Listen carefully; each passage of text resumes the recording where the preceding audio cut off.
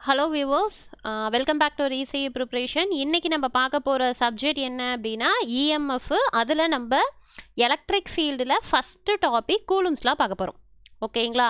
So some students வந்து என்ன அப்படின்னா போர்டு கிளியராக தெரியல மேம் அப்படிங்கிற மாதிரி சொல்லியிருந்தீங்க. ஸோ அதனால் நம்ம சம்திங் வேறு ஏதாவது ட்ரை பண்ணலாம் அப்படிங்கிற பட்சத்துக்கு சரி ஓகே ஆன்லைனில் ட்ரை பண்ணலாம் அப்படின்னு சொல்லிட்டு நான் கொஞ்சம் எஃபெக்டிவாக இருக்கும் அப்படின்னு சொல்லி நான் ஃபீல் பண்ணுறேன். ஸோ எப்படி இருக்குது அதாவது போர்டோட இதுக்கும் இந்த டீச்சிங் உங்களுக்கு எப்படி இருக்குங்கிறத கீழே கமெண்ட் பண்ணுங்கள். இது பெஸ்ட்டாக இருந்தது அப்படின்னா நம்ம ப்ரொசீட் பண்ணிக்கலாம்.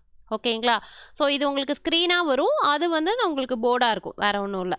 ஓகே, சரி. இன்றைக்கி பார்க்க போகிற டாபிக் வந்து கூலும்ஸ்லாம். ஓகே, இதுக்கு முன்னாடி வரைக்கும் நான் 3 வீடியோஸ் கம்ப்ளீட் பண்ணியிருப்பேன். ஃபஸ்ட்டு ஒன் வந்து இஎம்எஃப்னா என்னங்கிறத பேசிக்ஸில் எடுத்திருப்பேன். தென் செகண்ட் வீடியோ வந்து பார்த்திங்க அப்படின்னா சிஸ்டம்ஸ், 3 கோஆர்டினேட் சிஸ்டம் ரொம்ப இம்பார்ட்டன்ட். அது சிலபஸில் இல்லையேன்னு கேட்காதீங்க. ஏன்னா ஃபார்முலாஸ் எல்லாமே உங்களுக்கு கண்டிப்பாக தெரிஞ்சிருக்கணும். அட் த சேம் டைம் உங்களுக்கு ஃப்யூச்சரில் காம்படிட்டிவ் எக்ஸாம்ஸ்க்கு ப்ரிப்பேர் பண்ணுறதுக்கும் அந்த வீடியோ ரொம்பவே யூஸ்ஃபுல்லாக இருக்கும். தென் அதுக்கு அடுத்தது என்ன பார்த்துருப்போம் அப்படின்னா வெக்டர், அதாவது இன் டர்ம் ஆஃப் வெக்டாரில் 3 சிஸ்டத்துக்குமான அதிலே வந்து பார்த்திங்க அப்படின்னா கிரேடியன்னா என்ன, டைவர்ஜென்ஸ்னா என்ன. ஏன் அப்படின்னா இதுக்கப்புறம் நீங்கள் ஃப்யூச்சரில் வந்து இப்போ டைவர்ஜென்ஸ் தியரம்லாம் படிக்க போகிறீங்க அப்படின்னா ஜஸ்ட் அது என்னங்கிறத தெரிஞ்சுக்கிறதுக்காக நான் பேசிக்ஸாக அந்த வீடியோஸ் எல்லாமே கவர் பண்ணிட்டேன். ஸோ இன்றைக்கி எடுக்க போகிறது, இன்றைக்கி தான் ஃபஸ்ட்டாக வந்து நம்ம சிலபஸ்க்குள்ளே என்ட்ராக போகிறோம். ஃபஸ்ட்டு டாபிக் என்ன அப்படின்னா கூலும்ஸ்லாம்.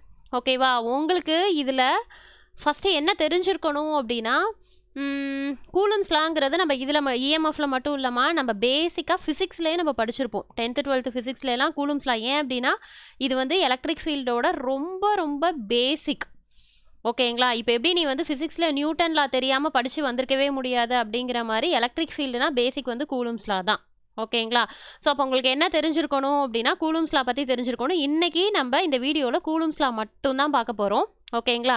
இதெல்லாமே வந்து என்ன அப்படின்னா இன்னொன்று இஎம்எஃப்ல வந்து ஃபார்முலாஸ் ஜாஸ்தி இருக்குமா. ஸோ அதனால் எனக்கு போர்டில் எழுதுறது எனக்குமே இன்கன்வீனியண்ட்டாக இருந்தது. ஸோ அதனால தான் நான் இந்த மாதிரி மோடு சேஞ்ச் பண்ணி பார்க்கலாம், இந்த ஸ்க்ரீன் பண்ணலாமே அப்படின்ட்டு பிளானு. ஸோ இது ஓகேவா இருக்குங்கிற பட்சத்துக்கு நம்ம ப்ரொசீட் பண்ணிக்கலாம்.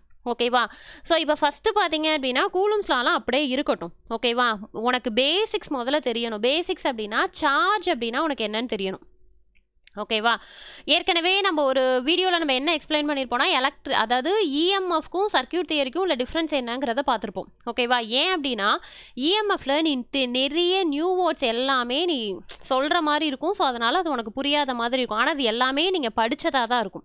ஓகேவா? அதுக்கு தான் ஃபார் எக்ஸாம்பிள் நான் உனக்கு என்ன சொல்லியிருப்பேன்னா சர்க்யூட் தியரியை பொறுத்த வரைக்கும் நாங்கள் வோல்டேஜ் அப்படின்னு ரெப்ரசென்ட் பண்ணுறேன்னா இங்கே நான் அதை எப்படி ரெப்ரசென்ட் பண்ணுவேன், எலக்ட்ரிக் ஃபீல்டு இன்டென்சிட்டின்னு ரெப்ரசென்ட் பண்ணுவேன். இதெல்லாம் பேசிக்ஸ் உனக்கு கண்டிப்பாக தெரிஞ்சிருக்கணும். ஓகேவா?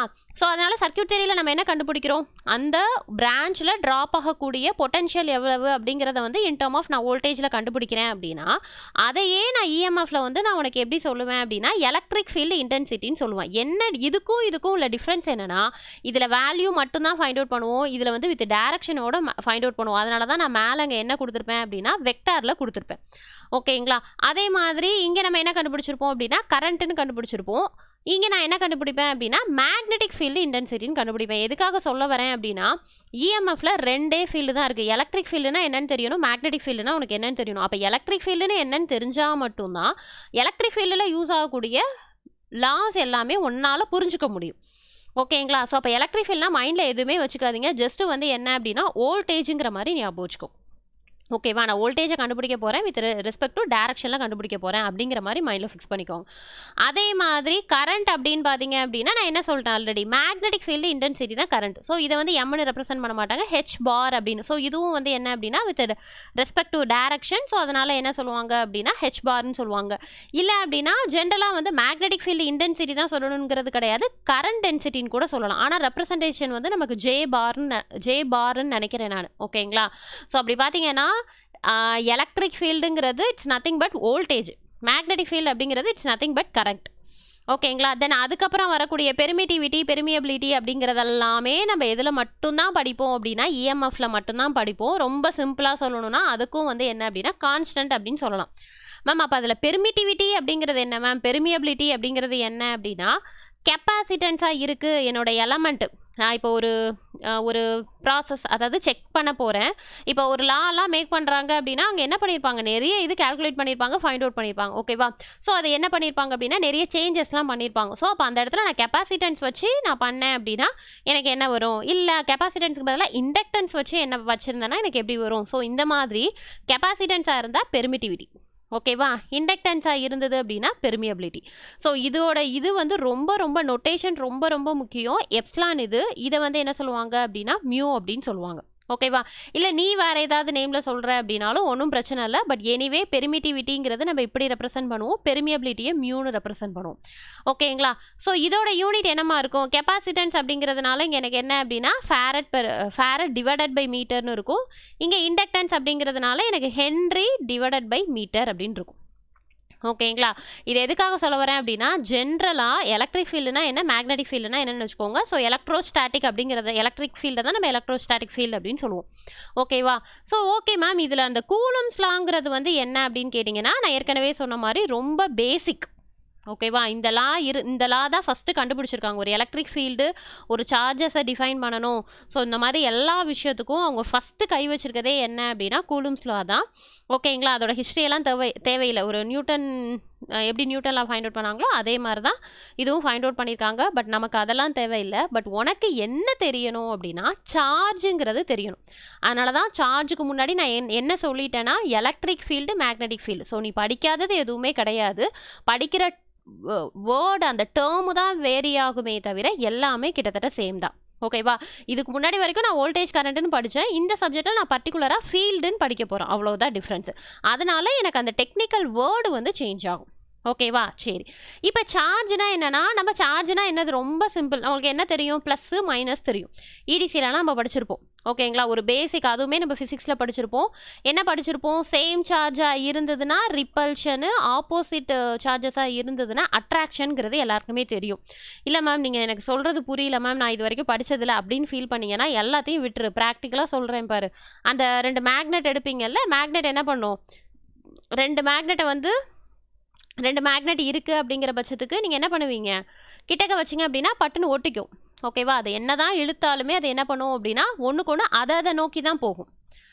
ஓகேங்களா? ஸோ நீ அதை எப்படி ஞாபகம் வச்சுக்கிறேன்னா சார்ஜஸ்ன்னு ஞாபகம் வச்சுக்கோ. ரொம்ப சிம்பிள். ஓகேவா? இப்போ நான் எதுக்காக சொல்ல வரேன்னா இதை வந்து சார்ஜஸில் உனக்கு என்ன தெரியும், பாசிட்டிவ் ஒன்று இருக்குது, நெகட்டிவ் ஒன்று இருக்குது, அன்சார்ஜுன்னு ஒன்று இருக்குது. அன்சார்ஜுன்னா அதுக்கு என்ன கிடையாது, பொலாரிட்டியே கிடையாது. இது எல்லாமே நம்ம இடிசியில் ப்ரீஃபாக எடுத்திருப்போம். ஓகேங்களா? இப்போ வரக்கூடிய எக்ஸாமுக்கும் செமிகண்டக்டர் தியரிக்கு நான் உங்களுக்கு ப்ரீஃபாக எடுப்பேன். ஸோ அதனால் அதெல்லாம் கன்ஃபியூஸ் பண்ணிக்க வேண்டாம். ஆனால் உனக்கு சார்ஜஸ்னால் என்னென்னு தெரியும். இப்போ பேட்டரினா உனக்கு என்ன இருக்கும், ப்ளஸ் மைனஸ் இருக்கும். இதனால தான் நமக்கு அங்கே ஃபீல்டு அப்படிங்கிற ஒன்றே கிரியேட் ஆகுதுங்கிறதும் எல்லாருக்கும் தெரியும். ஓகேங்களா? இப்போ நான் என்ன பண்ண போகிறேன்னா இந்த சார்ஜை வச்சு தான் இங்கே கதை ஓட்ட போகிறேன். ஓகேவா? இந்த கூலும்ஸ் லாங்கிறது எப்படி வந்தது, ஆக்சுவலாக இது ஒரு கதை தான்.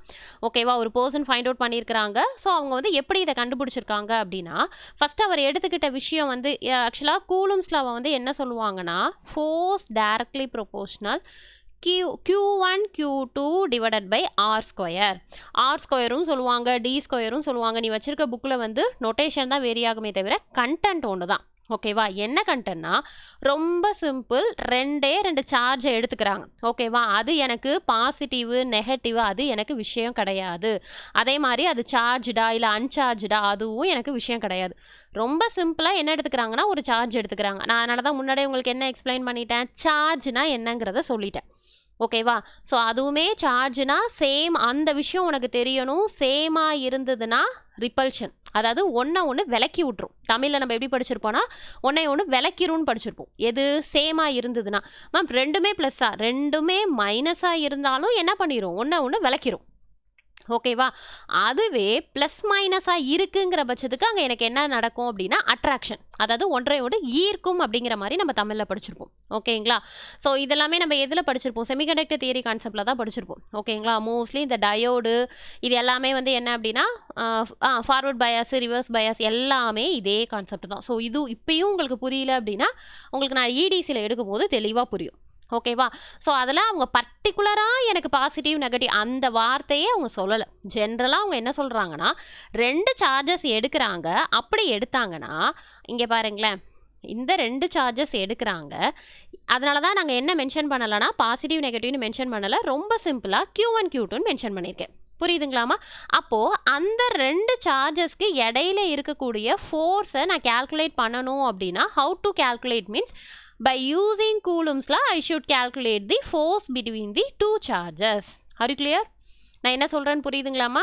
அப்போது இது ரெண்டுத்துக்கும் இடையில இருக்கக்கூடிய ஃபோர்ஸை வந்து நான் கண்டுபிடிச்சிடுவேன் Coulomb's law யூஸ் பண்ணி. அப்போ அந்த அதுதான் என்ன அப்படின்னா F directly proportional Q1 Q2 divided by R square.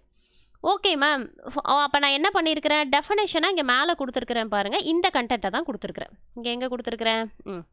இதை நீங்கள் ரீட் பண்ணிங்கன்னா தெரியும். ஏற்கனவே சொல்லிட்டேன், அட்ராக்ஷன் ரிப்பல்ஷன் அப்படிங்கிறதெல்லாம் எனக்கு விஷயம் இல்லை. ஒட்டு மொத்தத்தில் 2 சார்ஜுக்கு இடையில இருக்கக்கூடிய என்னது 2 சார்ஜுக்கு இடையில இருக்கக்கூடிய ஃபோர்ஸை கால்குலேட் பண்ணுறதுக்கு எனக்கு என்ன யூஸ் ஆகுது அப்படின்னா கூலும்ஸ் லா யூஸ் ஆகுது. ஓகேங்களா? இதில் முக்கியமான விஷயம் இதெல்லாம் சொன்னீங்க. ஓகே மேம், இது என்ன மேம் பாயிண்ட் சார்ஜு, இதை பற்றி ஒன்றுமே சொல்லலையே அப்படின்னு கேட்டிங்கன்னா, பாயிண்ட் சார்ஜுங்கிறது ரொம்ப ரொம்ப இம்பார்ட்டன்ட். ஏன்னா நான் ஒவ்வொரு வேர்டுக்குமே நான் உங்களுக்கு எக்ஸ்ப்ளனேஷன் கொடுப்பேங்கிறது என்னோடய கிளாஸஸை ரெகுலராக ஃபாலோ பண்ணிகிட்டு இருக்கிறவங்களுக்கு தெரியும். ஸோ அப்போ அந்த பாயிண்ட் சார்ஜஸ் அப்படின்னா என்ன மேம் அப்படின்னு கேட்டிங்கன்னா, ரொம்ப சிம்பிள். இப்போ நான் என்ன சொன்னேன் உங்களுக்கு, 2 சார்ஜ் இருக்குது. 2 சார்ஜுக்கு இடையில இருக்கக்கூடிய ஃபோர்ஸை வந்து நான் கூலும்ஸ் லா யூஸ் பண்ணி கால்குலேட் பண்ணுறேன். அப்போ இந்த ஆர் அப்படிங்கிறது என்னது, ஆருங்கிறது ஆர் அப்படிங்கிறது டிஸ்டன்ஸ். ஓகேங்களா? ரேடியஸ் கிடையாதுமா, டிஸ்டன்ஸ். மேம் டிஸ்டன்ஸ்னால் டீனு போடனால ஏன் ஆறுன்னு போட்டிருக்கிறீங்க அப்படின்னு நொட்டேஷன் விஷயம் இல்லை. ஈவன் நீ டீனு கூட வச்சுக்கோ. ஓகேவா? ஸோ இதை வந்து நான் என்ன பண்ணுறேன்னா கூலும்ஸ் லா யூஸ் பண்ணி கண்டுபிடிக்கிறேன். இங்கே பாயிண்ட் சார்ஜ் அப்படிங்கிறது எதை சொல்கிறாங்க அப்படின்னு கேட்டிங்கன்னா, ரொம்ப சிம்பிள். அதாவது இப்போ இந்த Q1 சார்ஜ் அப்படிங்கிறது வந்து நீ நினச்ச மாதிரி வெவ்வேறு ஷேப்லலாம் நம்ம எடுத்துக்க முடியாது. மோஸ்ட் ப்ராபப்ளி அவங்க எடுத்துக்கிற சார்ஜஸ் எப்படி இருக்கும் அப்படின்னா, இந்த மாதிரி ஸ்பியர்னால் என்னது, கோளக வடிவத்தில் இருக்கும். ஓகேவா? இது ஒரு கோளக வடிவம், இது ஒரு கோளக வடிவம். ஸோ இந்த மாதிரி ஒரு பர்டிகுலர் ஷேப்பில் தான் அவங்க என்ன எடுத்துப்பாங்க அப்படின்னா ஒரு சார்ஜை வந்து கன்சிடர் பண்ணுறாங்கன்னு வச்சுக்கோங்களேன். அப்போது இதோட ரேடியஸ் ஆனது, நான் என்ன சொல்கிறேன்னு புரியுதாப்பா? இது ஒரு ஸ்பியர் அப்படின்னா இதுக்கு கண்டிப்பாக என்ன இருக்கும், ரேடியஸ்னு ஒன்று இருக்கும். ஓகேவா? ஸோ இதோட ரேடியஸ் வந்து எனக்கு எப்படி இருக்கணும் அப்படின்னா இதை விட கம்மியாக இருக்கணும். எதை விட? 2 சார்ஜஸ்க்கு இடையில இருக்கக்கூடிய டிஸ்டன்ஸை விட ஒரு பர்டிகுலர் சார்ஜுக்கான ரேடியஸ் வந்து கம்மியாக இருந்தால் மட்டும்தான் இட் வில் பி அப்ளிகபிள். நான் என்ன சொல்கிறேன்னு புரியுதுங்களா? ஸோ கூலும்ஸ் லா அப்படிங்கும் போது நம்ம எடுத்தோன்னே பல ஆங்கிளில் அவங்க கண்டுபிடிச்சிருக்காங்க. அது எப்படியெல்லாம் கண்டுபிடிச்சிருக்காங்கிறத நான் உங்களுக்கு சொல்கிறேன். அதை அப்படியே வெயிட் பண்ணுங்கள். ஆனால் எப்படி இருக்கணும், கண்டிஷன் எப்படி இருக்கணும்னா, கண்டிப்பாக எனக்கு எப்படி இருக்கணும்னா இந்த இது கம்மியாக இருக்கணும். ஓகேங்களா? ஸோ ஒரு பர்டிகுலர் டிஸ்டன்ஸ், அது எனக்கு எவ்வளோ டிஸ்டன்ஸ் கம்மியாக இருந்தாலும் பாரு அதிகம், அது எனக்கு விஷயம் இல்லை. ஆனால் ஒரு சார்ஜோட ரேடியஸை விட கண்டிப்பாக அதிகமாக இருக்கணும். நான் என்ன சொல்கிறேன்னு புரியுதுங்களாப்பா? ஓகேங்களா? ஏன்னா இது வந்து இருக்கிறதுலே வந்து ரொம்ப ரொம்ப பேசிக். ஓகேவா? ஸோ இதுக்கு அப்புறம் தான் இன்னொன்று, நீ அதுக்கு அடுத்தடுத்து வரக்கூடிய ஃபார்முலாஸை வந்து நீங்கள் பைகாட் பண்ணி தான் ஆகணும். ஆனால் அதுக்கு முன்னாடி நீங்கள் கொஞ்சமாவது கான்செப்ட் தெரிஞ்சாதான் ஃபார்முலாஸே அட்லீஸ்ட்டு பைகாட் பண்ண முடியும். ஓகேங்களா? நான் என்ன சொல்கிறேன்னு புரியுதுங்களா? சரி.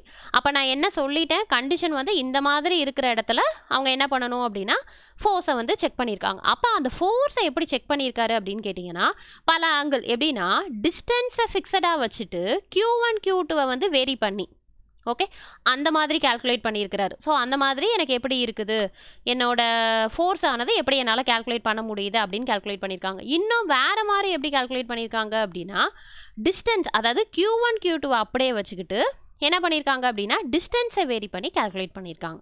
நான் என்ன சொல்கிறேன்னு புரியுதுங்களாப்பா? ஓகேங்களா? ஸோ இந்த மாதிரியெல்லாம் கால்குலேட் பண்ணி தான் அவங்க ஃபைனலாக என்ன பண்ணியிருக்காரு அப்படின்னா ஒரு விதி, ஒரு லா வந்து அவர் உருவாக்கியிருக்காரு. அந்த லா தான் என்ன அப்படின்னா கூலும்ஸ் லா. ஓகேங்களா? ஸோ அப்போது உங்களுக்கு இது என்னங்கிறது உங்களுக்கு புரிஞ்சிருச்சு. அப்போ என்ன பண்ணியிருக்காங்க, 2 சார்ஜ் பார்ட்டிகல்ஸை எடுத்திருக்காங்க. 2த்துக்கும் இடையில இருக்கக்கூடிய டிஸ்டன்ஸை வந்து DRRன்னு வச்சுருக்கிறாங்க. ஓகேவா? ஸோ அப்போ 2 சார்ஜஸ்க்கும் இடையில இருக்கக்கூடிய என்னது ஃபோர்ஸை நான் கால்குலேட் பண்ணணும் அப்படின்னா அது எனக்கு எதுக்கு ஈக்குவலாக இருக்கும், Q1 Q2 divided by R ஸ்கொயருக்கு ஈக்குவலாக இருக்கும். ஓகேவா? அங்கே ஆரை ஸ்கொயர் பண்ண விட்டுட்டிங்க அப்படின்னா டோட்டல் ஆன்சரும் தப்பாக இருக்கும். ஓகே? ஸோ அதுக்கு அடுத்தது இது மெயின் விஷயம், வெக்டார் ரெப்ரசன்டேஷன். அதனால் மேலே வந்து எனக்கு என்ன இருக்கணும் அப்படின்னா F பார் அப்படிங்கிற ஒன்று இருக்கணும். ஓகேங்களா? ஸோ இப்போ நான் என்ன பண்ணிட்டேன், லாவை சொல்லிட்டேன். ஓகேவா? ஸோ அப்படி பார்த்தீங்கன்னா இப்போ இந்த லா உங்களுக்கு என்ன சொல்ல வருதுங்கிறது உங்களுக்கு புரியுதா? முதல்ல இந்த லாவை நான் என்னன்னு சொல்லிட்டேன். எஃப் ஈக்குவல் டு இங்கே எனக்கு என்ன வரும்னா நான் ஈக்குவல் பண்ணேன் அப்படின்னா F equal to K Q1 Q2 divided by R ஸ்கொயர்னு வரும். இதுதான் என்னோட கூலும்ஸ் லாவோட ஃபைனல் ரூல். ஓகேவா? ஸோ இந்த ரூல் படி உங்களுக்கு என்னப்பா புரியுது? ஸோ ரொம்ப சிம்பிள். நீங்கள் வந்து என்னது ஆரை இன்க்ரீஸ் பண்ணீங்க அப்படின்னா ஒரு நிமிஷம் ஆரை வந்து இன்க்ரீஸ் பண்ணீங்க அப்படின்னா என்னோட ஃபோர்ஸ் வந்து டிக்ரீஸ் ஆகும். கரெக்டு தானேப்பா? நான் என்ன சொல்கிறேன்னு புரியுதா? எப்படி மேம் சொல்கிறீங்க அப்படின்னா நீ வந்து சார்ஜஸ் எது வேணாலும் எடுத்துக்கோ, பாசிட்டிவ்னு எடுத்துக்கோ, நெகட்டிவ்னு எடுத்துக்கோ, இல்லை அன்சார்ஜ்டு எது வேணாலும் எடுத்துக்கோ, எனக்கு அது விஷயம் இல்லை. இப்போ ஃபார் எக்ஸாம்பிள் நான் என்ன எடுத்துக்கிறேன்னா இங்கே பாசிட்டிவ்னு எடுத்துக்கிறேன்னு வச்சுக்கோ, இங்கே பாசிட்டிவ் நெகட்டிவ்னு எடுத்துக்கிறேன்னு வச்சுக்கோ. இந்த பர்டிகுலர் டிஸ்டன்ஸில் எனக்கு எப்படி இருக்கும் அப்படின்னா அட்ராக்ஷன் அதிகமாக இருக்கும். இப்போ நான் டிஸ்டன்ஸை அதிகப்படுத்துகிறேன்னு வச்சுக்கோ, ஏன் இங்கே இருக்கக்கூடியதை இங்கே அதிகப்படுத்தினேன் அப்படின்னா கண்டிப்பாக அந்த இடத்துல எனக்கு என்ன ஆகிடும்? ஃபோர்ஸ் ஆனது கம்மியாயிடும். அதுதானப்பா மீனிங். டிஸ்டன்ஸை அதிகப்படுத்த அந்த ரெண்டுத்துக்குமான ஃபோர்ஸ் ஆனது எனக்கு என்ன ஆக ஆரம்பிச்சிரும் அப்படின்னா கம்மியாக ஆரம்பிச்சிரும். ஓகேங்களா? ஃபைனலாக இந்த லா எனக்கு என்ன சொல்லுது அப்படின்னா என்னோட டிஸ்டன்ஸை கம்மி பண்ண தான் எனக்கு என்ன ஆகும் அப்படின்னா ரெண்டுத்துக்குமான அட்ராக்ஷனோ இல்லை ரிப்பல்ஷனோட ஃபோர்ஸ் வந்து எனக்கு அதிகமாக இருக்கும் அப்படின்னு சொல்ல வராங்க. அது ஃபஸ்ட்டு பாயிண்ட். ஓகேவா மேம்? அப்போ அடுத்த கொஷின் என்ன கேட்பீங்கன்னா மேம் அப்போ சார்ஜஸ்ங்கிறத அப்போ அவங்க என்ன மேம் வச்சு செக் பண்ணுவாங்க? ஒன்லி பாசிட்டிவ், ஒன்லி நெகட்டிவ், இல்லைனா பாசிட்டிவ் நெகட்டிவ், நெகட்டிவ் பாசிட்டிவ் இந்த மாதிரி மட்டும்தான் பண்ணுவாங்களா அப்படின்னு கேட்டிங்கன்னா அப்படி கிடையாது. ஸோ இது வந்து என்ன பண்ணுறாங்கன்னா இப்போ நான் ஒரு சார்ஜ் பார்ட்டிக்கல் ஒன்று எடுத்துக்கிறேன், இதுவே நான் அன்சார்ஜாக எடுத்துக்கிறேன். அன்சார்ஜ்னா அங்கே சார்ஜஸே கிடையாது. ஃபார் எக்ஸாம்பிள் என்ன எடுத்துக்கலாம்? நியூட்ரான் கூட எடுத்துக்கலாம். ஓகேவா?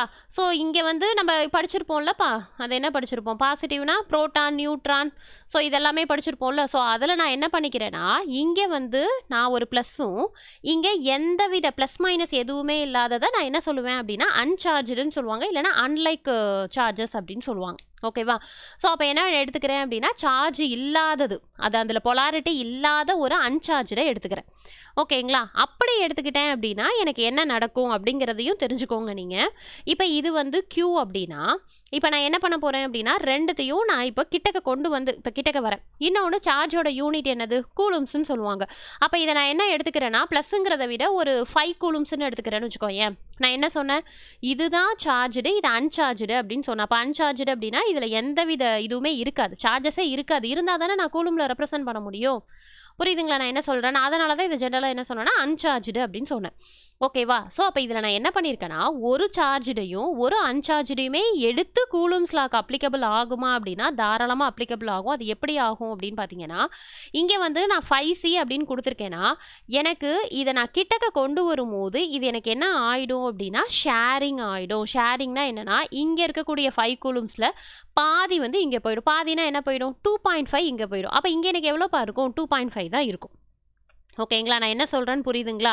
அப்போது இது 2 தானா மேம் அப்படின்னு கேட்டிங்கன்னா நான் பல இதை கொடுத்தாலும் இப்போ வந்து என்னென்னா ஒரே ஒரு சார்ஜ்டு பார்ட்டிகல்ஸு இதில் நான் 3 சார்ஜ்டு பார்ட்டிகல்ஸை நான் ஜாயின் பண்ணுறேன் அப்படின்னா இப்போ இங்கே எனக்கு 10ன்னு இருக்குது அப்படின்னா இந்த 10ஓட இது என்ன ஆகிடும் அப்படின்னா ஈக்குவல் ஷேரிங்கில் எனக்கு பிரிஞ்சிடும். ஸோ அப்போ எனக்கு என்ன இருக்கும் அப்படின்னா எனக்கு 4ஆக டிவைட் ஆகிடும். அப்போ எனக்கு என்ன ஆகும்? இது 2.5, இது 2.5, இது 2.5. ஸோ அப்போ எனக்கு எப்படி டிவைட் ஆகும் அப்படின்னா Q/4ன்னு டிவைட் ஆகும். நான் என்ன சொல்கிறேன்னு புரியுதுங்களா?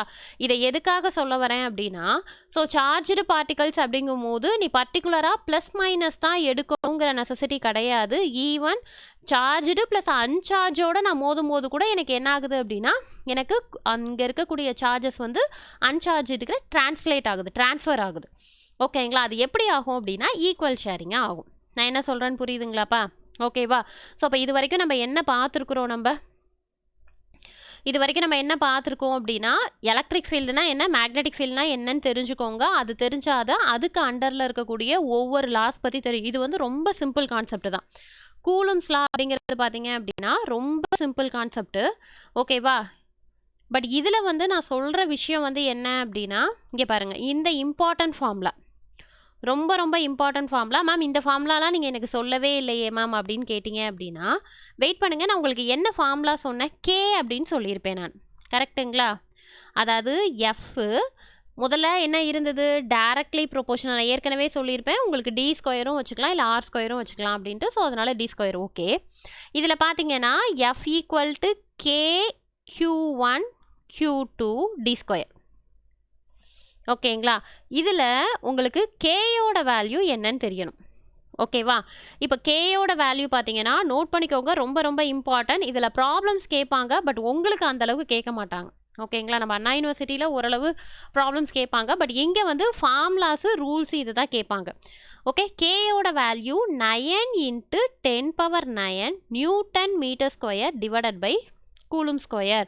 இஎம்எஃப் பொறுத்த வரைக்கும் யூனிட் ரொம்ப இம்பார்ட்டன்ட். ஸோ யூனிட்டோட சேர்த்து படிச்சுக்கோங்க. ஈவன் நான் ஏதாவது ஒரு இடத்துல மிஸ் பண்ணால் கூட நீங்கள் வச்சுருக்கக்கூடிய புக்ஸில் வந்து பார்த்து படிச்சுக்கோங்க. ஓகேவா? சரி, இப்போ நான் என்ன பண்ணிட்டேன், ஜஸ்ட்டு டைரக்ட்லி ப்ரொபோர்ஷனலை தூக்கிறதுக்காக கேங்கிற ஒரு பாசிட்டிவ் வேல்யூவை அதில் வந்து பேலன்ஸ் பண்ணி நான் கேங்கிற வேல்யூவை போட்டேன். ஓகேங்களா? சரி, இப்போது இது என்ன கண்டிஷன்? இப்போ கே அப்படிங்கிறது என்னது? Some constant value. ஓகேவா? இப்போ என்ன பண்ணுறாங்கன்னா, இங்கே நான் உங்களுக்கு ஆல்ரெடி நம்ம பிளான் பண்ணோம்ல, சார்ஜ்டு அன்சார்ஜ்டு பார்ட்டிகல்ஸ்லாம் வச்சு எனக்கு வந்து எப்படி இருக்கும், இடையில ஃபோர்ஸ் எப்படி கேல்குலேட் பண்ணுவோம் அப்படின்னு சொல்லி பார்த்தோம்ல.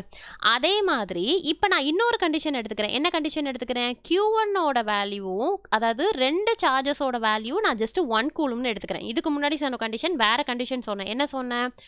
ஒன்று சார்ஜாகவும் இன்னொன்று அன்சார்ஜாகவும் இருந்தால் எனக்கு என்ன வரும்னு சொன்னேன்.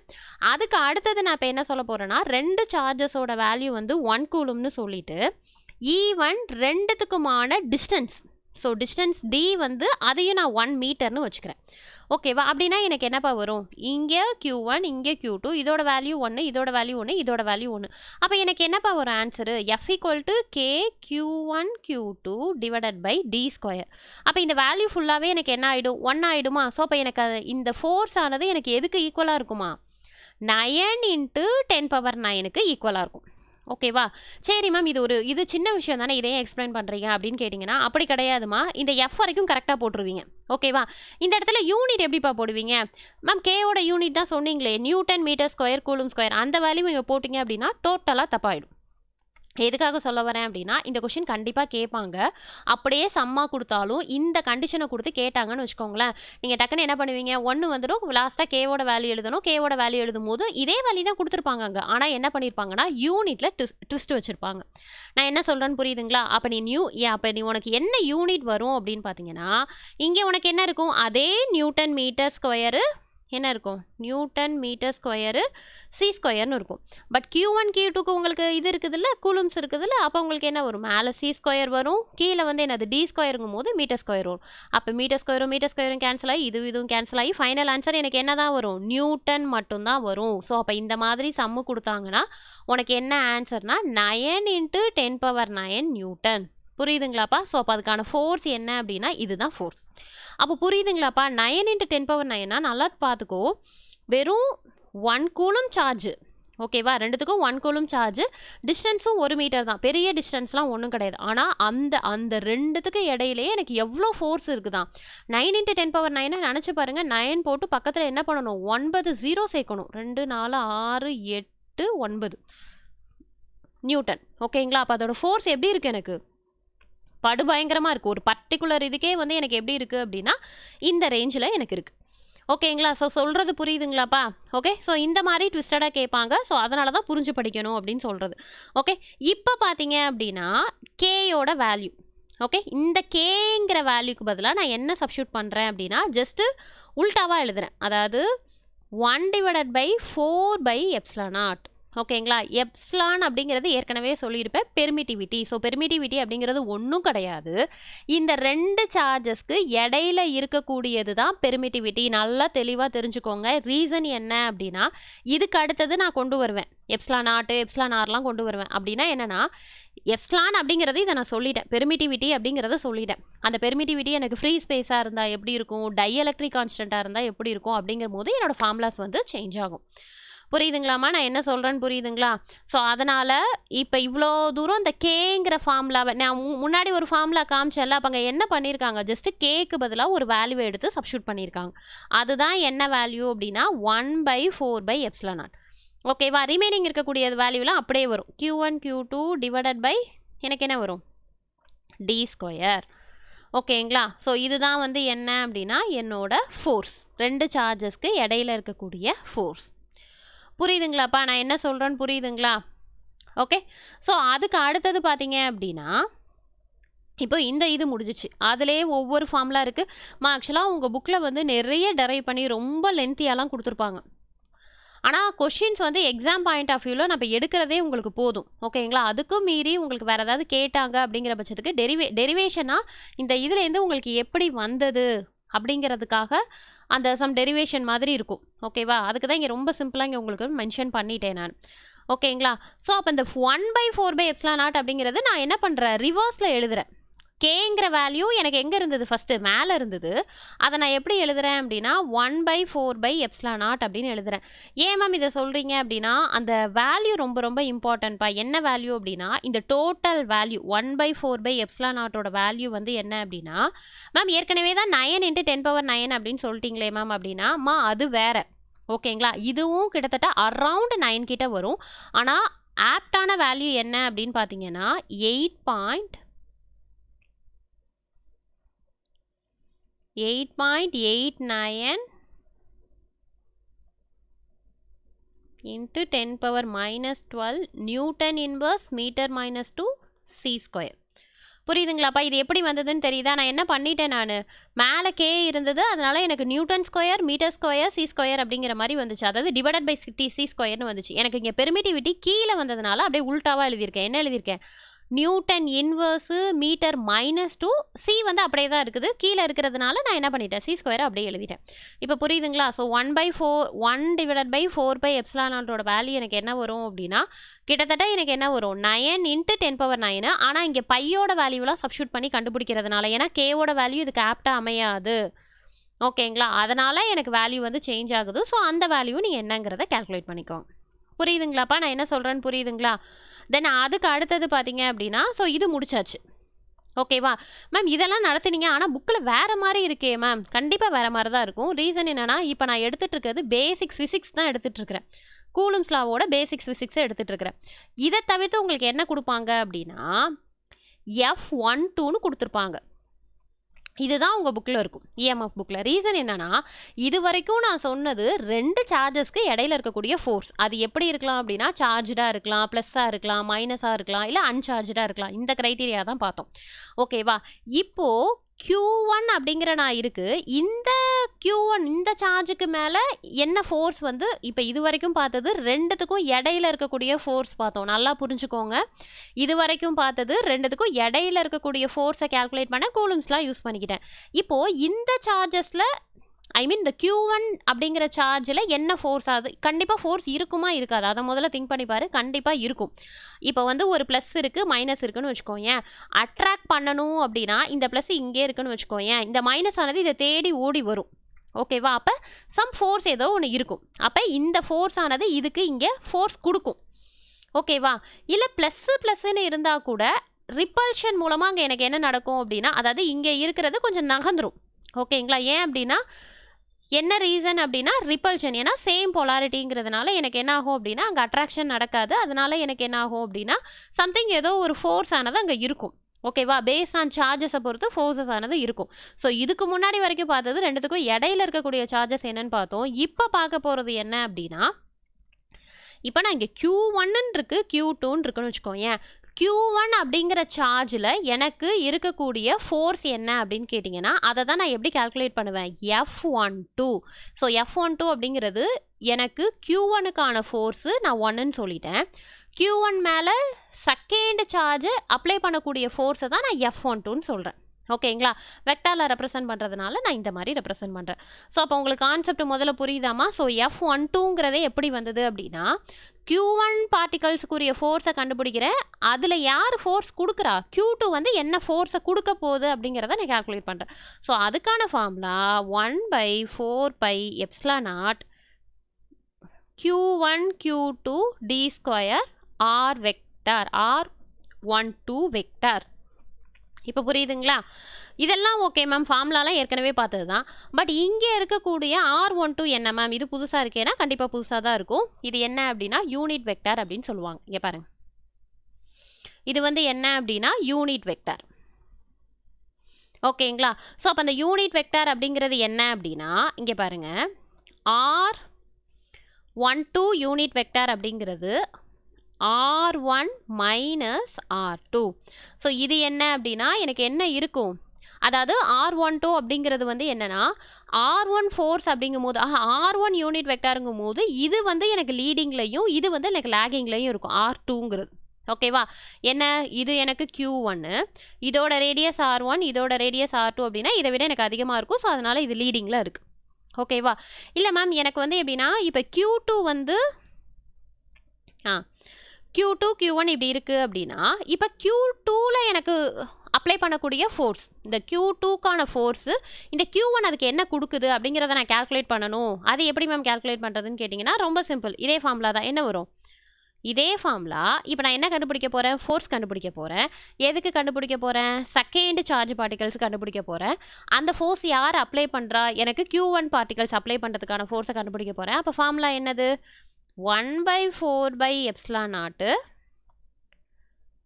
Q1 Q2 divided by D square then R21 vector. ஓகேங்களா, இதுலேருந்து என்ன தெரியுது அப்படின்னா ரொம்ப சிம்பிள். ரெண்டுத்துக்கும் சார்ஜுக்கும் இடையில இருக்கக்கூடிய ஃபோர்ஸை கண்டுபிடிக்கணும்னா வித்தவுட் யூனிட் வெக்டாரில் we can use Coulomb's law. ஓகேவா, நீ பர்டிகுலராக ஒரு வெக்டார் கண்டுபிடிக்கணும், பர்டிகுலராக ஒரு சார்ஜில் அப்ளை ஆகிற ஃபோர்ஸாக இருந்தாலும் சரி, ரிப்பல்ஷன் ஆகிற ஃபோர்ஸாக இருந்தாலும் சரி, ஒட்டு மொத்தத்தில் எனக்கு என்ன அப்படின்னா ஒரு எதுக்காக சொல்ல வரேன் அப்படின்னா சார்ஜஸ் வந்து எல்லாமே எனக்கு பக்கத்தில் இருக்கும்ப்பா, ரொம்ப இப்படி இருக்கும். ஓகேங்களா, அது பாசிட்டிவோ நெகட்டிவோ இந்த மாதிரி இருக்கும். ஸோ ஒன்றுக்கு ஒன்று என்ன ஆகும் அப்படின்னா அதோட சார்ஜை பொறுத்து அங்கே ப்ராசஸ் நடக்கும். ஸோ அதுக்கு இடையில இருக்கக்கூடிய ஃபோர்ஸை தான் நம்ம கேல்குலேட் பண்ணுவோம். ஸோ அப்போ இந்த ஃபார்முலாங்கிறது வந்து ரொம்ப ரொம்ப இம்பார்ட்டன்ட். நான் என்ன சொல்கிறேன்னு புரியுதுங்களா? ஓகே, ஸோ அப்போ நீங்கள் இதுக்கு வந்து எப்படி கண்டுபிடிப்பேன்னா, ஸோ R21ங்கிறது ரொம்ப simple. R21 vector equal to R2 vector minus R1 vector, அவ்வளோதான். ஓகேங்களா, ஸோ அப்போ அதுக்கும் இதுக்குமான டிஃப்ரென்ஸ் வந்து என்ன அப்படின்னா இவ்வளோதான் டிஃப்ரென்ஸ். வித் நம்ம என்ன பண்ணுற மாதிரி இருக்கும் அப்படின்னா யூனிட் வெக்டாரை இன்க்ளூட் பண்ணுற மாதிரி இருக்கும். ஓகேங்களா, ஸோ இப்போ இந்த ε0 அப்படிங்கிறத நான் ஏற்கனவே சொல்லிட்டேன், பெர்மிட்டிவிட்டி அப்படின்ட்டு. ஸோ அப்போ அந்த ரெண்டு சார்ஜஸ்க்கு இடையில ஃப்ரீ ஸ்பேசஸ் இருக்குது அப்படின்னா அது ε0 அப்படின்னு சொல்லுவோம். இங்கே மென்ஷன் பண்ணியிருக்கேன் பாருங்கள்.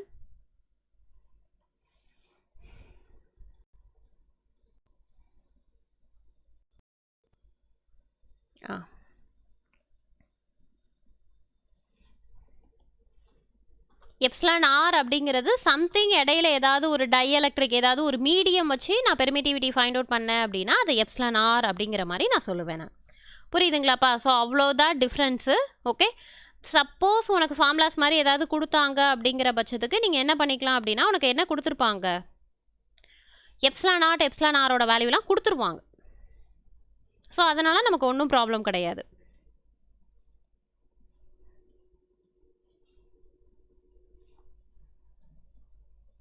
ஸோ இப்போ ஓரளவு நான் என்ன பண்ணிட்டேன் அப்படின்னா கூலும்ஸ்லாம் முடிச்சாச்சு.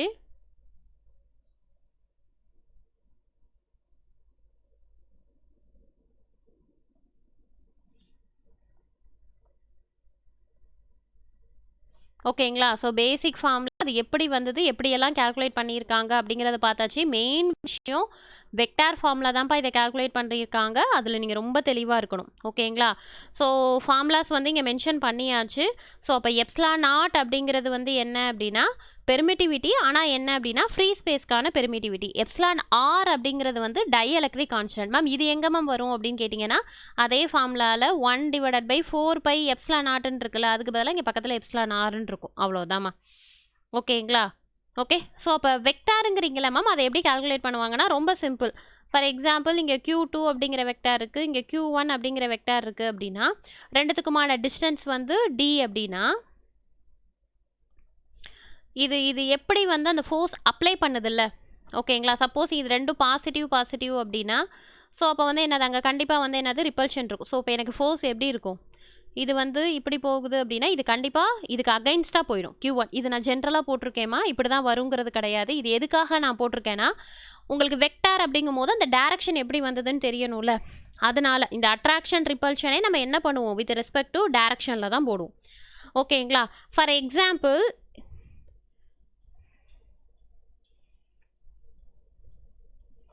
ரெண்டுமே பாசிட்டிவ் சார்ஜஸாக இருக்குது அப்படிங்கிற பட்சத்துக்கு எனக்கு எப்படி வரும்னா F12, நான் ரெண்டு சார்ஜஸ் எடுத்திருக்கேன்னா இப்போ ரெண்டுமே பாசிட்டிவ் அப்படின்னா எனக்கு எப்படி வரும்னா F12 equal to minus F21 vector அப்படிங்கிற மாதிரி வரும். ஸோ இது எந்த டைரக்ஷனோ இதுக்கு ஆப்போசிட் டைரக்ஷன். ஸோ இது இப்படி போகுது அப்படின்னா இதுக்கு ஆப்போசிட் டைரக்ஷன், அதாவது இது கூட அட்ராக்ட் ஆகலை. ஓகேங்களா? ஸோ இதுக்கு அகைன்ஸ்டாக போகுதுங்கும் போது எனக்கு எப்படி வரும்னா இந்த மாதிரி ஒரு ஈக்குவேஷன் வரும். புரியுதுங்களாமா நான் என்ன சொல்கிறேன்ட்டு? ஓகேங்களா?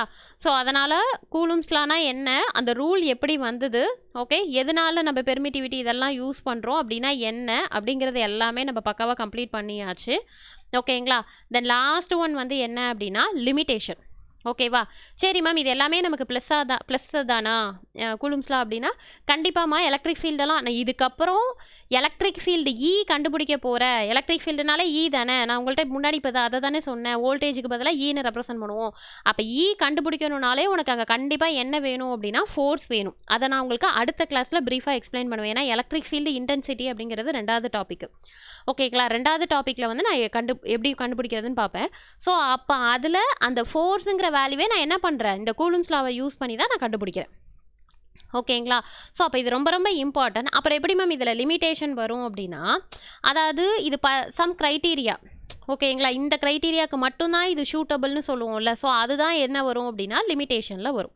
ஓகேவா? அது என்ன அப்படின்னா இந்த ரூல் எதுக்கு அப்ளிகபிள்னு பார்த்தீங்க அப்படின்னா நான் ஏற்கனவே சொல்லிட்டேன், பாயிண்ட்டு சார்ஜஸ்க்கு மட்டும்தான் அப்ளிகபிள். நான் ஏற்கனவே சொன்னேன் பாயிண்ட்டு அதனால தான் அதை பர்டிகுலராக மென்ஷன் பண்ணியிருப்பேன். டெஃபினேஷனில் எல்லாமே சொல்லியிருப்பேன். பாயிண்ட் சார்ஜஸ்னால் என்னங்கிறத நான் சொல்லியிருப்பேன்.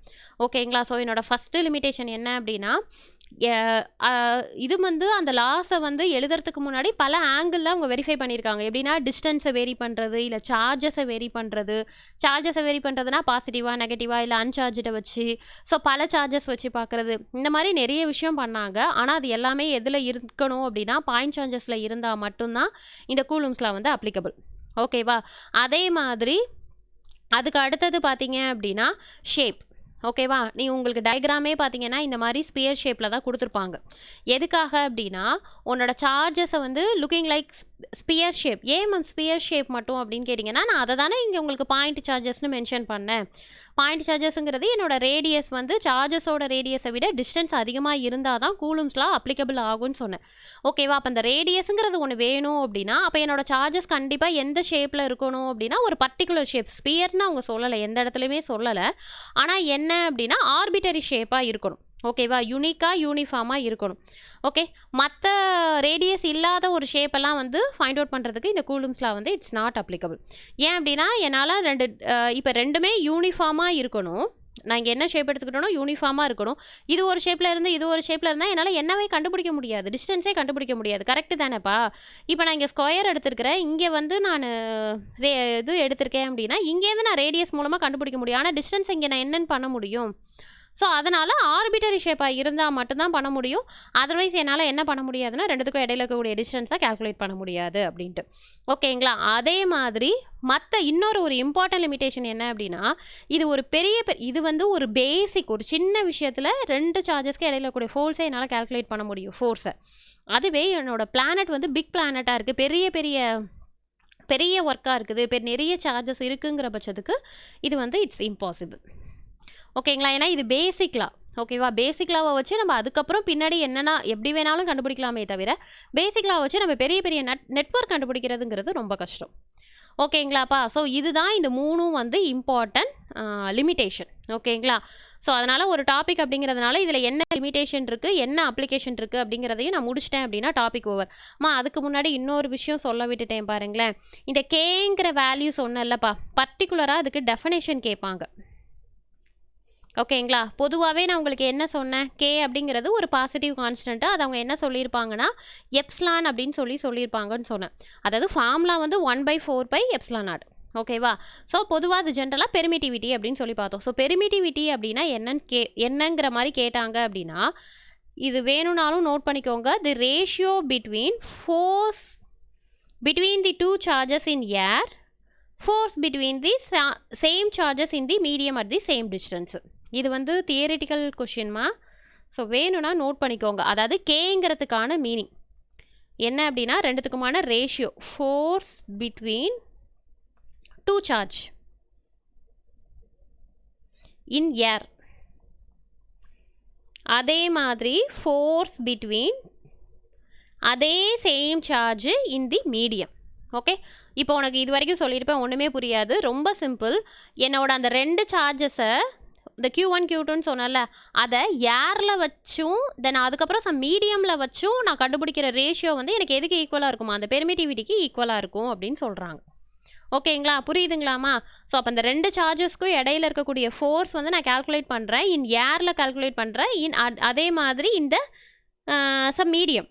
ஓகேவா, அதை தான் சொன்னேன். டைஎலக்ட்ரிக் அப்படின்னா என்னது, கெப்பாசிட்டன்ஸோ இண்டக்டன்ஸோ ஓகேவா, சம்திங் ஏதோ ஒரு இதை வச்சு மீடியம் வச்சு நான் கேல்குலேட் பண்ணுறேன். ஆனால் டிஸ்டன்ஸ் வந்து சேம் தான். இங்கே நான் யாருக்கு என்ன டிஸ்டன்ஸ் வச்சுக்கிட்டோனோ, இப்போ ஃபார் எக்ஸாம்பிள் இங்கே நான் கேல்குலேட் பண்ணுறேன், இடையில எனக்கு என்ன இருக்குது அப்படின்னா ஏர் இருக்குது. அப்போ அதோட டிஸ்டன்ஸ் நான் டின்னு வைக்கிறேன். அதுக்கப்புறம் என்ன பண்ணுறேன்னா இதை தூக்கிட்டு சம் மீடியம் வச்சு நான் என்ன பண்ணுறேன், கேல்குலேட் பண்ணுறேன் அப்படின்னா, ஸோ அதுக்கான ரேஷியோ தான் வந்து எனக்கு என்ன வேல்யூ அப்படின்னா கே வேல்யூ. ஓகேவா, இது எப்படி சொல்லுவாங்கன்னா epsilon R equal to FA divided by FM அப்படின்னு சொல்லுவாங்க. ஓகேவா, ஸோ அப்போ ஏ அப்படிங்கிறது என்னது, வித் ரெஸ்பெக்ட் டு ஏரில் வந்து நான் ஃபோர்ஸ் கண்டுபிடிக்கிறேன், அதே மாதிரி மீடியமில் வந்து என்ன ஃபோர்ஸ் கண்டுபிடிக்கிறேன். ஓகேவா, இப்போ கே வேல்யூ வந்து எனக்கு 1 இருந்தது அப்படின்னா எனக்கு என்ன ஆகிடும், அப்போ என்னது கண்டிப்பாக மீடியம் வந்து ஏர் ஆகிடும். ஓகேங்களா, அதுவே கே வந்து எனக்கு இன்ஃபினிட்டிவ் அப்படிங்கிற பட்சத்துக்கு, இன்ஃபினிட்டினா சம் வேல்யூ ஏதோ இருக்குங்கிற பட்சத்துக்கு அது கண்டிப்பாக அப்படின்னா என்ன, டயஎலக்ட்ரிக்னா என்ன, ரொம்ப சிம்பிள், மெட்டல் தான் அங்கே வச்சு யூஸ் பண்ணுவாங்க. 2 சார்ஜஸை வந்து என்ன பண்ணிடுவாங்கன்னா மெட்டலில் வச்சு இந்த இதை கண்டுபிடிப்பாங்க. ஓகேவா, ஸோ அப்போ அதுக்கான வேல்யூ வந்து கே ஈக்குவல் டு இன்ஃபினிட்டிவாக இருக்கும், ஏராக இருந்தால் கே ஈக்குவல் டு 1 இருக்கும். ஓகேங்களாமா, புரியுதுங்களா? ஸோ அப்போ கே ஈக்குவல் டு 1 இருந்தால் உங்களுக்கு என்ன வேல்யூ வரும்,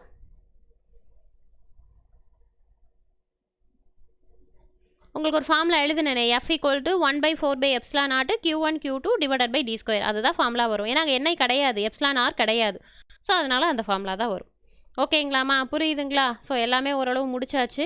ஸோ ஃபைனல் அப்ளிகேஷன் அப்படின்னு பார்த்தீங்க அப்படின்னா, ஸோ அப்போ இது எங்கெல்லாம் ஒர்க் ஆகுது, ரொம்ப சிம்பிள். எங்கெல்லாம் ஒர்க் ஆகுது அப்படின்னா, எனக்கு எந்த இடத்துல டிஸ்டன்ஸும் ஃபோர்ஸும் என்னால் கேல்குலேட் பண்ண முடியுதோ, 2 சார்ஜஸ்க்கு இடையில என்னால் டிஸ்டன்ஸ் ஃபோர்ஸ் எங்கெல்லாம் கேல்குலேட் பண்ண முடியுதோ கண்டிப்பாக என்னால் அங்கே என்ன கேல்குலேட் பண்ண முடியும்னா எலக்ட்ரிக் ஃபீல்டானது கேல்குலேட் பண்ண முடியும். எப்படி, என்னோட கூலும்ஸ் லாவை யூஸ் பண்ணி. நான் உங்களுக்கு கூட சொன்னல நெக்ஸ்ட் கிளாஸில் எலக்ட்ரிக் ஃபீல்டு பற்றி சொல்லுவேன். ஏன்னா E ஈக்குவல் டு என்ன ஃபார்முலானா F divided by QT N/C. இதுதான் அதுக்கான ஃபார்முலா. அதனால தான் நான் உங்களுக்கு என்ன இது வேணும்னாலும் நோட் பண்ணிக்கோங்க, நெக்ஸ்ட் கிளாஸில் ப்ரீஃபாக எடுக்கிறேன். ஓகேவா, அப்போ இந்த இடத்துல இருக்கக்கூடிய ஃபோர்ஸை நான் எப்படி கண்டுபிடிக்கிறேன், கூலும்ஸ் லாவை யூஸ் பண்ணி கண்டுபிடிக்கிறேன். புரியுதுங்களா? ஸோ அப்போ மெயின் அப்ளிகேஷன், மெயின் ஒர்க்கே என்னென்னா, எனக்கு எலக்ட்ரிக் ஃபீல்டு வேணும் அப்படின்னா ஃபோர்ஸ் வேணும் அப்படின்னா இந்த கூலும்ஸ் லாவை யூஸ் பண்ணி தான் கண்டுபிடிக்க முடியும். ஸோ அப்போ அந்த ஃபோர்ஸை வந்து என்ன சொல்லுவாங்கன்னா ஜென்ரலாக எலக்ட்ரோஸ்டாட்டிக் ஃபோர்ஸ் அப்படின்னு சொல்லுவாங்க. ஓகேங்களா, ஸோ ஃபோர்ஸ் வந்து எலக்ட்ரோஸ்டாட்டிக் ஃபோர்ஸ்னு இது வந்து QT-பா.